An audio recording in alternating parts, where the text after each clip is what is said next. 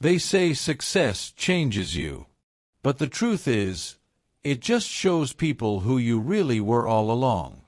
My name's David Langford, and for a long time, I thought family was the one thing in life that didn't need proving.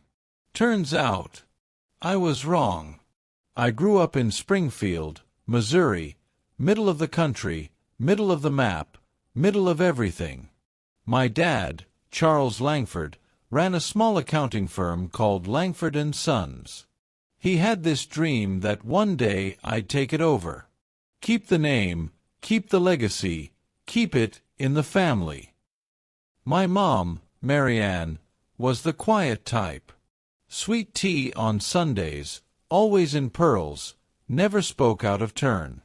And my older brother, Ryan, he was the golden boy. The one who played varsity football, married the right girl, and joined Dad's firm straight out of college. And then there was me. The creative one. The unrealistic one. The kid who spent more time drawing blueprints for imaginary hotels than doing tax returns. When I told my dad I wanted to go into hospitality design, building and running hotels, he laughed. Not the kind of laugh that warms you. The kind that freezes your chest. He said, "David, hospitality is just fancy waitering. You'll never make a living serving people who don't even know your name." That was the night I packed my things. I moved to Dallas, got a job as a bellboy in a rundown hotel on the edge of downtown. It wasn't glamorous, but it was a start. I made $10 an hour carrying luggage for people who'd never look me in the eye. And I loved it. I learned everything: front desk, maintenance, guest service, housekeeping. I saw how people felt when they stayed somewhere that made them feel seen. And I realized something Dad never understood. Hospitality isn't about serving. It's about belonging. That's what I wanted to build. Places where people felt like they mattered. 10 years later I did.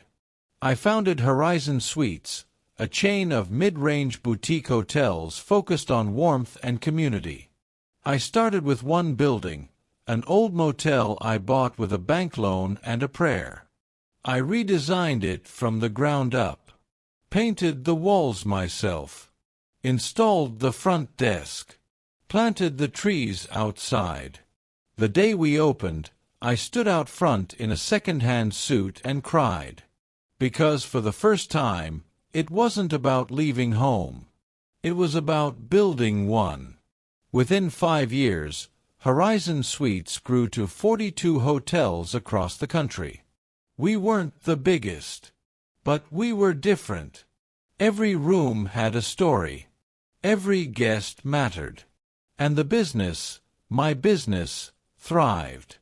But here's the thing about success: it doesn't erase the hurt. It just puts it in nicer clothes. The last time I saw my family before everything changed was at my mother's 60th birthday. Ryan was there with his perfect wife and 2 perfect kids.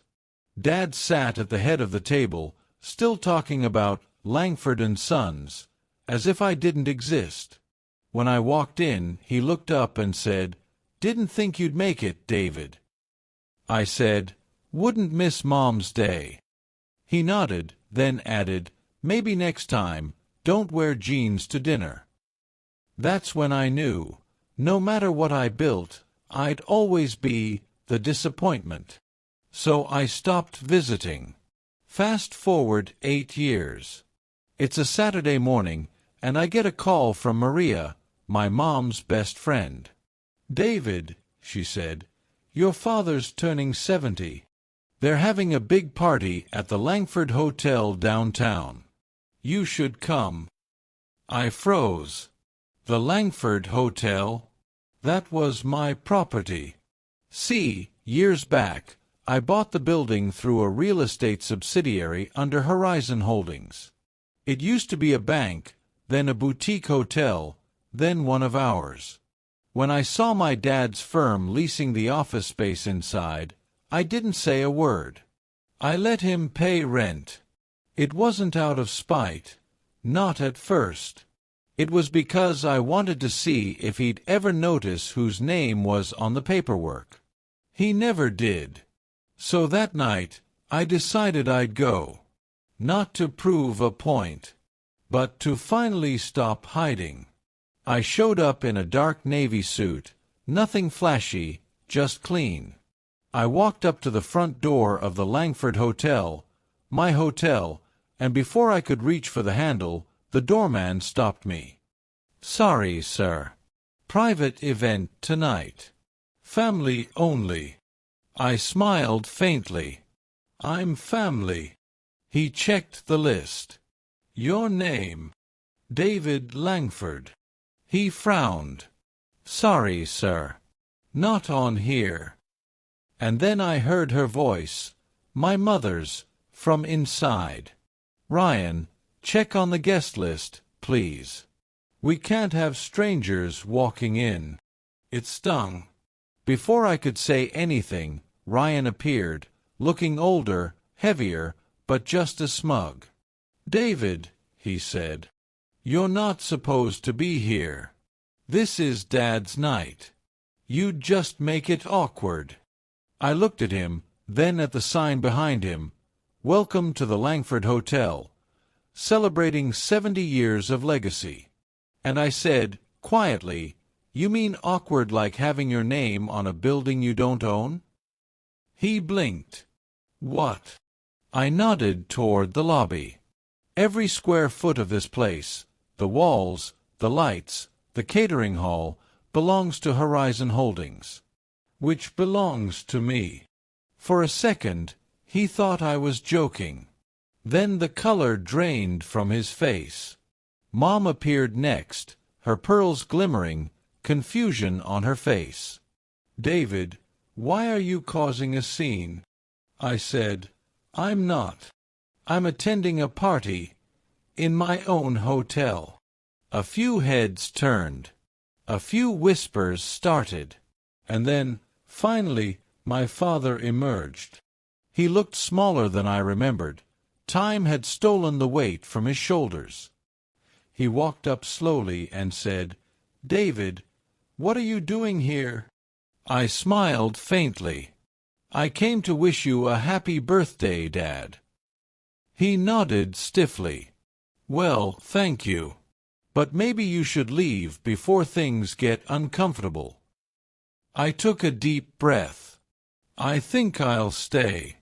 After all, this is my place." The room went silent. One of the managers, my manager, came over. "Mr. Langford, everything's ready in the ballroom." My father turned to him, confused. "Mr. Langford?" The manager hesitated, glancing at me. "Yes, sir, him. He's the owner." And just like that, everything stopped. Ryan's jaw dropped. Mom's hand went to her chest. And my father, the man who taught me pride without humility, finally looked unsure. He said quietly, "You built all this?" I said, "Every inch. And I never once needed your approval to do it." The rest of the night was quiet. People avoided me.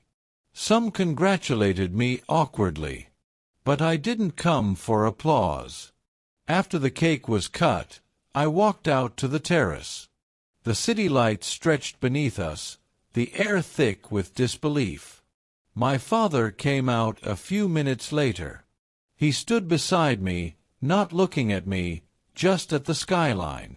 Finally, he said, "You did good, son." I nodded. "You could have said that 20 years ago."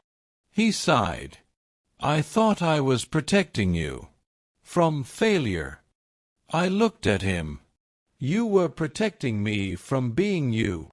He turned, tears barely visible in the reflection of the city lights. "I'm sorry, David." And I said quietly, "Don't be sorry. Just respect me." He nodded.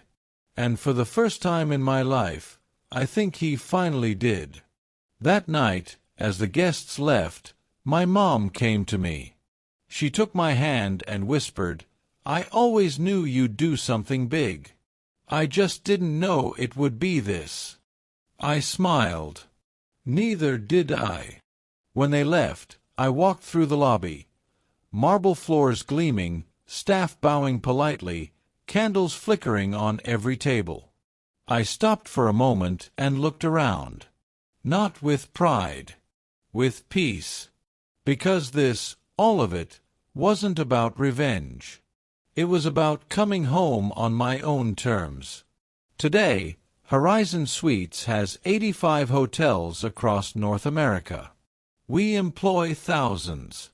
But every time I walk into one, I still see that 16-year-old kid sketching blueprints in a small Missouri bedroom. And sometimes, when I visit the Langford Hotel, the staff tells me my father stops by. He sits in the lobby with a cup of coffee, just looking around. Once, the manager told me he overheard him say to a guest, "My son built this." And that's all I ever wanted. Not forgiveness. Not fame. Just respect.